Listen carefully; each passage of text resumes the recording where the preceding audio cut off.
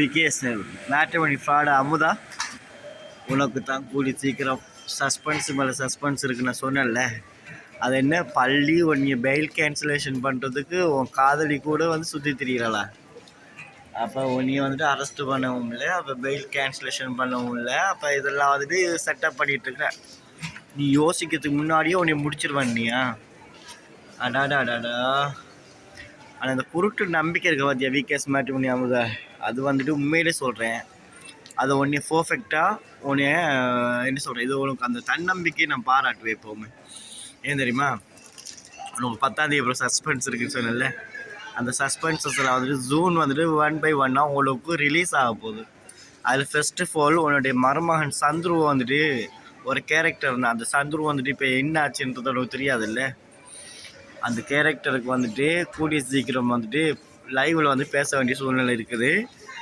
ஏன்னா 84 கோடிக்கு நீ அதிபதி. ஆனால் அந்த 84 கோடிக்கு அதிபதி வந்து பார்த்தீங்கன்னா மேட்ரிமோனியில் ஏமாற்றின அந்த பெங்களூர் ஐயாவுடைய பணத்தை இன்னும் கோர்ட்டில் வந்து நிலுவையில் இருக்கும்போது அந்த கேஸஸை வந்துட்டு பேசக்கூடாதுன்னு விட்டேன் நான். அந்த பெங்களூர் ஐயாவுடைய அந்த பணத்தை ஏமாற்றின விதங்கள் எப்படின்றது தெரியுமா? கிரெடிட் கார்டாக இருக்கட்டும், டெபிட் கார்டாக இருக்கட்டும், எல்லாத்தையுமே ஜீரோவாக்கி அந்த பையனை விட்டு கடைசியில் வந்துட்டு அந்த பையனை ஏமாற்றி ஒவ்வொரு விஷயத்துல இன்றைக்கெல்லாம் வந்து பண்ணிட்ட வேலைகள் வந்துட்டு அதெல்லாம் வார்த்தைகளால் விவரிக்க முடியலை, அதை ஏற்றுக்கவும் முடியலை. ஆனால் உனக்கு ஒரு ட்விஸ்ட் இருக்குது. நீ ஜூன் வந்து நீ அரெஸ்ட் ஆக போகிற. ஆனால் யாருனாலும் தெரியுமா, உன் வாயினால் இந்த அதாவது மனித உரிமைகள் மீறல், ஹியூமன் டிராஃபிக்கிங் பண்ணுறது, இன்னமும் இந்த ஸ்கேம்ஸ் வந்துட்டு பண்ணுறது. வெயிட் பண்ணுங்கள், எனக்கு ஃப்ளைட்டு டைம் ஆச்சாங்களா.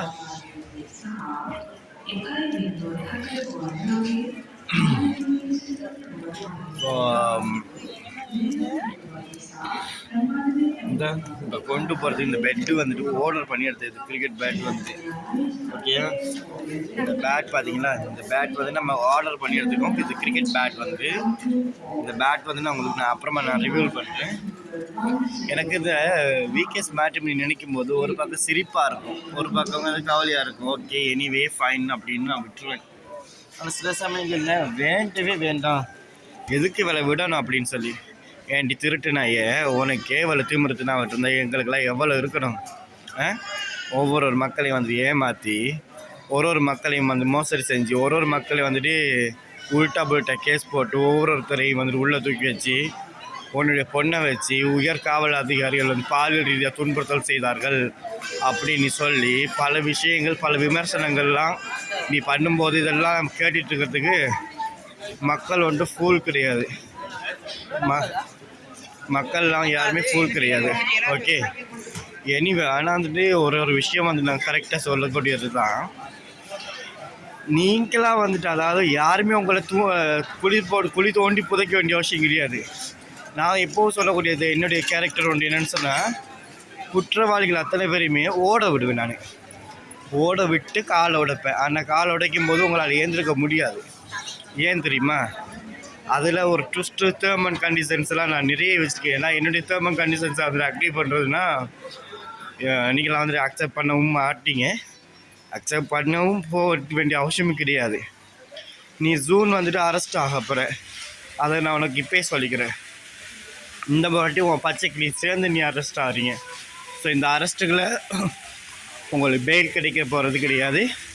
மறுபடியும் இப்போ தான் பெங்களூர் ஐயாவுடைய கேசஸ் வந்துச்சா, இவ்வளோ நாள் டுமிக்கி விட்டு தெரிஞ்சேன். நீ ஏன் வந்து குழந்தைகள் வந்துட்டு அப்யூஸ் பண்ணி, அந்த குழந்தைகளுடைய மிரட்டி, அரசுக்கு எதிரான வந்துட்டு சில விஷயங்கள் பண்ணி, மாஃபிங் பண்ணி, இந்த மாதிரி கேவலமான வேலைகள் செய்ததுனால தான் நீங்கள் கைது செய்யப்பட்டீங்க. ஆனால் இன்றைக்கி இப்போ அப்படி கிடையாது. இந்த சொசைட்டியில் வந்துட்டு நிறைய நல்ல உள்ளங்கள் இருக்கிறாங்க. கொஞ்சம் வாங்க, மழை வேறு பெய்யுது பாருங்கள். அப்போ ஏர்போர்ட்டில் செம மழை.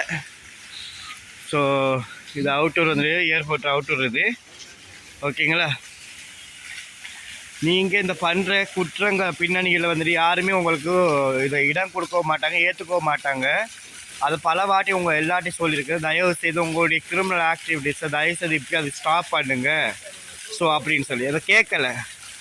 நீ என்ன சொல், ஏய் பள்ளி என்னடி பெயில் கேன்சல் பண்ணுறது சுற்றுறீங்களா ஊரானே? யாருமே சுற்ற தேவையில்ல.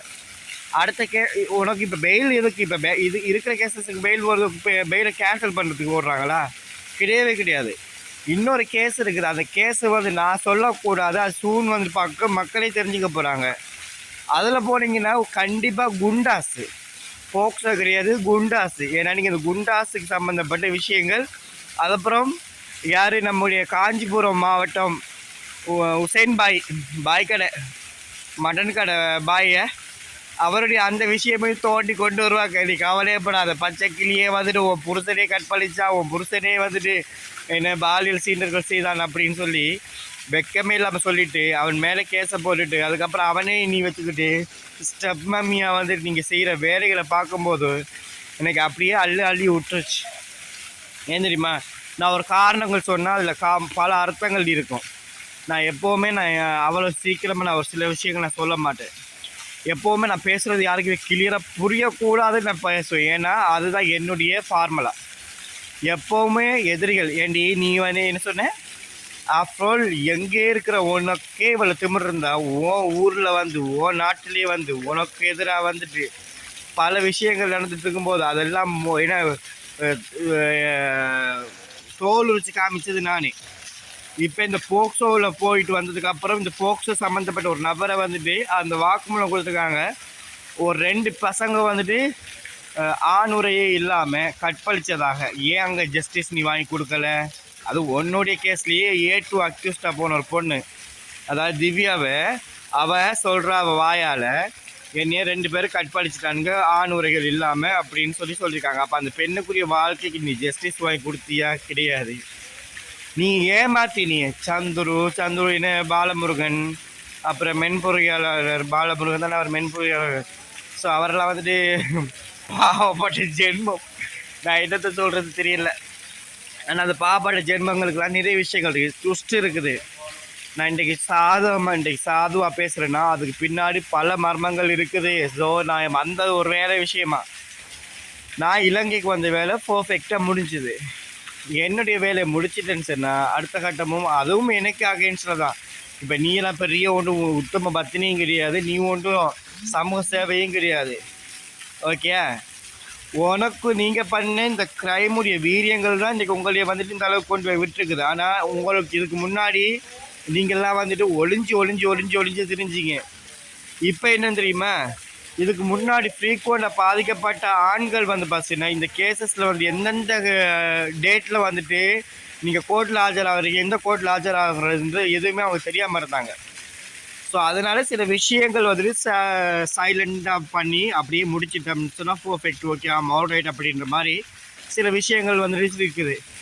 அதில் பல மர்மங்கள் இருக்குது. உன் மர்மக்கள் பேசின ஆதாரங்கள், உன் மர்மக்கள் சொன்ன எவிடன்சஸ்ஸு, உன் மர்மக்கள் இன்ஃபார்ம் பண்ண விஷயங்கள், இதெல்லாம் மக்கள் கேட்டாங்கன்னு வச்சுக்குவேன். சில பேர் இதுக்கு முன்னாடி வந்துட்டு இந்த அவுட் ஆஃப் த பீப்புள்ஸ் வந்துட்டு ஆல்மோஸ்ட் சில விஷயங்கள் வந்துட்டு எங்கேயுமே பப்ளிக்கில் வந்துட்டு எங்கேயுமே இன்ஃபார்ம் பண்ணலை, சொல்லவும் இல்லை. ஸோ இப்போ அப்படி கிடையாது. அவங்க எல்லாருமே ஹோப்ஃபுல்லி சக்ஸஸ்ஃபுல்லாக வந்து பார்த்தீங்கன்னா அவங்க எல்லாருமே சமூக வலைதளங்களில் வந்து இன்றைக்கி பேசக்கூடிய சூழ்நிலைகள் இன்றைக்கி உருவாகி இருக்குது. ஏன்னா உன்னுடைய இந்த குற்றப்பின்னணியும் உன்னுடைய இந்த பச்சைகளுடைய குற்றப்பின்னணியிலையும் உன்னுடைய திருமண மோசடி, உன் வாழ தம்பி பிரசன்னாவுடைய குற்றப்பின்னணிகளையும் தடுத்து நிறுத்துறதுக்கு பாதிக்கப்பட்டவர்கள் அதை மட்டும்தான் முடியுமே தவிர நம்மளால் எதுவுமே முடியாதுன்றது தான் கண்டிப்பான ஒரு ஆணித்தரமான ஒரு உண்மையும் கூட. இந்த உண்மையை சில பேருக்கு நான் எப்படி சொல்லி புரிய வைக்கிறேன்னு தெரியாமல் இருந்தது. ஆனால் நீங்கள் சின்ன சின்ன விஷயங்கள் தான் நீங்கள் பண்ணீங்க.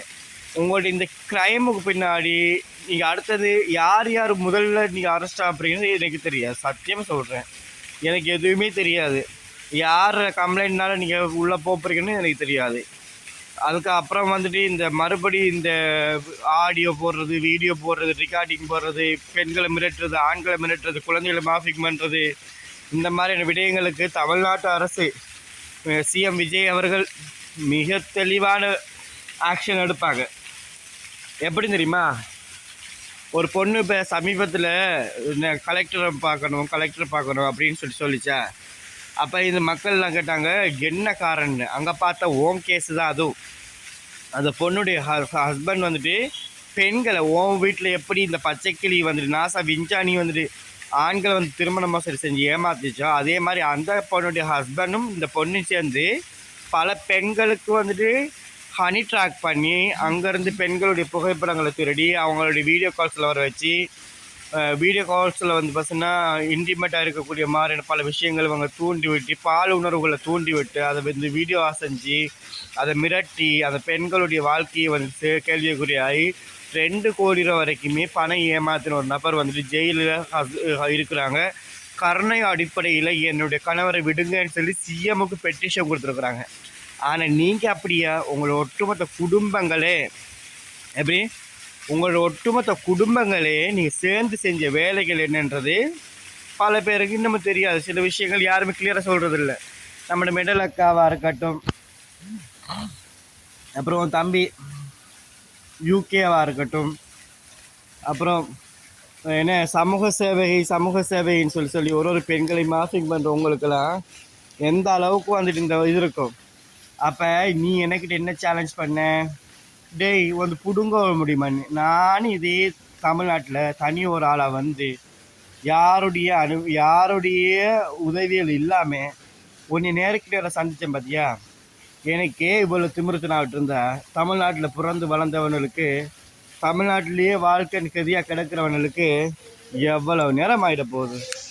அந்த விஷயத்தை தான் நம்ம ஊக்குவிக்கத்தான் முடியுமே தவிர காட்டி கொடுக்கக்கூடாதுன்றதான். நான் கொஞ்சம் பேக் கேமரா போட்டுக்கிறேன், ஓகேங்களா? காட்டி கொடுக்கக்கூடாதுன்ற ஒரு விஷயந்தான் மெயினாக இருக்கக்கூடிய விஷயங்கள்.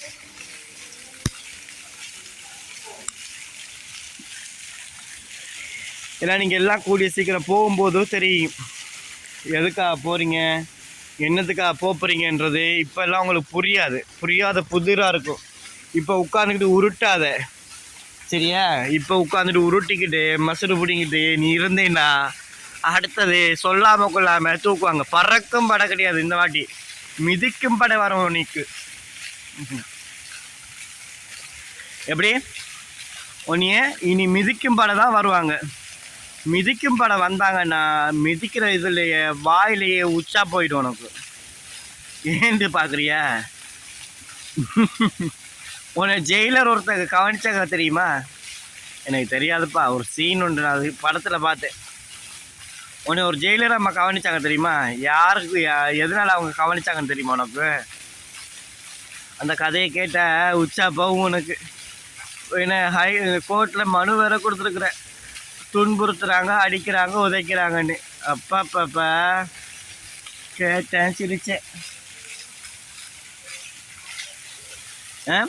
அதுவும் மதுரையில் வந்துட்டு உங்கள்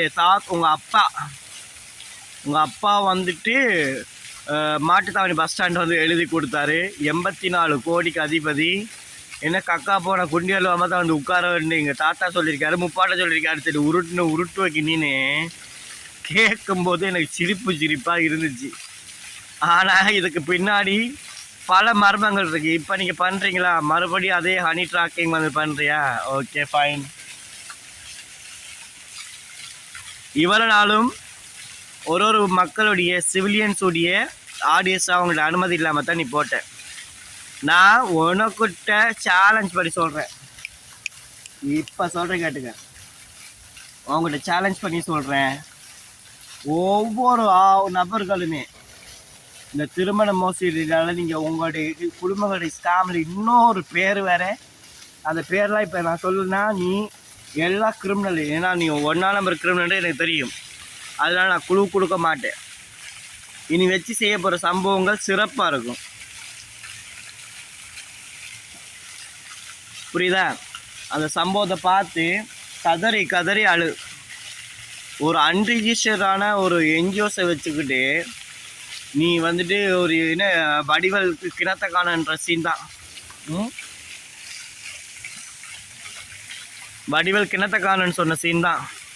இந்த சீனை வந்துக்கிட்டு எப்படியெல்லாம் நீ உருட்டுவ, எப்படியெல்லாம் பிரட்டுவன்னு மக்களாகிய எல்லாருக்குமே தெரிஞ்ச ஒரு விஷயம். ஆனால் இவ்வளோ நாளும் சாதாரண ஒரு மக்கள்கிட்ட மட்டும்தான் நீ வந்துட்டு உன்னுடைய வீரியத்தை, அதுவும் பணத்தை வந்துட்டு இன்னொருத்தவங்களை ஏமாற்றி மோசடி செஞ்ச அந்த பணத்தை வந்துட்டு ஒரு மக்களுடைய வாழ்க்கையில் அடித்து, வாழ்வாதாரத்தில் அடித்து, அவங்க இதுக்கு முன்னாடி எந்த கேசஸுமே இல்லாத நபர்களுக்கு எத்தனையோ கேசஸ், ஈவன் மாயவனுடைய சில விஷயங்கள்லாம் இப்போ சொல்ல விரும்பலை நான். ஆனால் அன்னைக்கு அந்த செங்கை தமிழன் நான் இல்லைன்னா இன்றைக்கி அந்த மாயவன் இருந்த இடம் இல்லாமல் போயிருப்பான் தம்பி. உன்னை நினைச்சா சிரிப்பா வருது. விகேஎஸ் மேட்ரிமோனி நான் சில விஷயங்கள் சொன்னேன்னா அதுக்குள்ள பல அர்த்தங்கள் இருக்கும். நான் என்ன சொன்னேன், 10ஆம் தேதிக்கு அப்புறமா பல எவிடன்சஸ் நான் கொண்டு வரைஞ்சினேன்ல.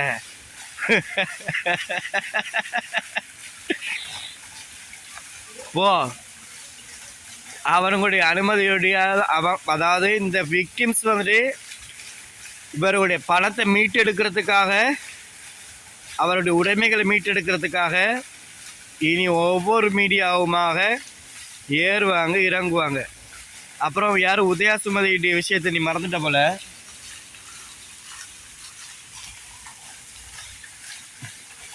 உதயா சுமதியுடைய விஷயத்தை நீ மறந்துட்ட போல நினைக்கிறேன். ஆனால் உதயா சுமதி அதை விடலை. ஏன் தெரியுமா, உதயா சுமதி திரும்ப தேவைப்பட்டதுன்னா கூப்பிடும். அதுக்குரிய மாணவ நஷ்டவாளுக்கு அது டிஃபமேஷன் கேஸ் ஃபைல் பண்ணணும். டெக்ஸ்ட் பேரு ஏண்டி பேண்ட குண்டிக்கு வந்துட்டு என்ன டிஷ்யூ வாங்குறதுக்கு காசு இல்லாமல் காருக்குள்ளே சுற்றிக்கிட்டு தெரிஞ்சுக்கிற உனக்கே இவ்வளோ திமிருத்தினா விட்டுருந்தா மக்கள் ஒன்றால் பாதிக்கப்பட்ட உன்னுடைய மருமக்கள் அவங்களுக்கு எவ்வளோ இருக்கணும், எவ்வளோ இருக்கணும். சில விஷயங்கள்லாம் நம்ம இப்போ சொல்லி குழு கொடுத்து நம்ம எதுக்கு ஒன்று எஸ்கேப் ஆக விடணும், வேண்டாம். ஏன்னா உன்னுடைய அரெஸ்ட்டு உன்னுடைய இன்னொரு கேசஸில், அது கோயம்புத்தூர் கேசஸில் உனக்கு கூடிய சீக்கிரம் ஒரு தண்டனையும் வரப்போகுது. அது உனக்கும் தெரியும் எந்த கேஸுன்னு. அதுக்கு சில எவிடன்சஸ் வந்துட்டு அந்த பாதிக்கப்பட்ட அதிகாரிகளுக்கு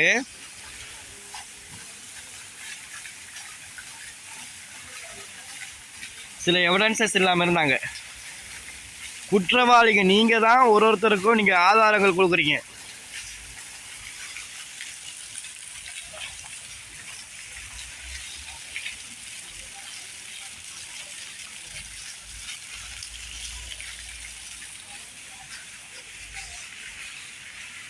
ஆதாரங்கள் இந்த குற்றவாளிகள் ஆகிய நீங்கள் தான் உங்களோட கேசஸில் சில நபர்களுக்கு கிடைக்காத எவிடன்சஸை பொக்கிஷமாக வந்துட்டு கொடுத்துட்ருக்குறீங்க.